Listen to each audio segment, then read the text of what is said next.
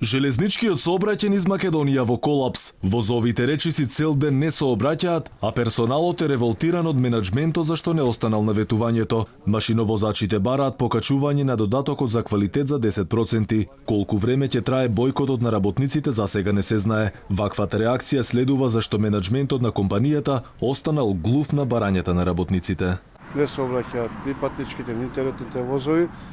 Тоа е одлуката на машинскиот персонал, независно од членство, синдикално не се организирани, политички ни најмалце, него чисто ради револтот, ради неисполнето, односно барањето на квалитет како додаток на плата. Машиновозачите велат дека по изборите ќе бараат изголемување на основната плата од 300 евра, зашто работниците, барем оние кои останале, полека ги пакувале куферите за Германија.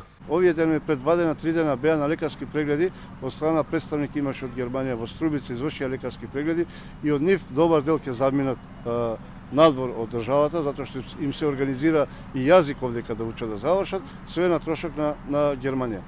И ќе заминат од овдека.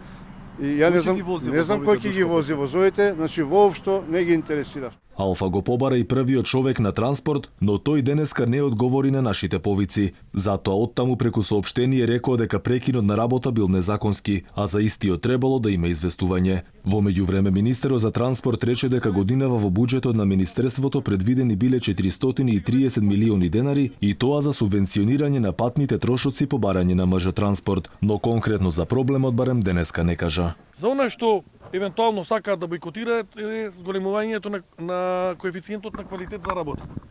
Тој од 20 на 30% еднократно е покачен во декември и сега велиме пак 30 да види од јануари. Тие бараат 40. Инаку сега во железници има 72 машиновозачи, од кои 64 активно возат. Според планот на компанијата потребни се 140 машиновозачи, кои за жал во моментов државата ги нема.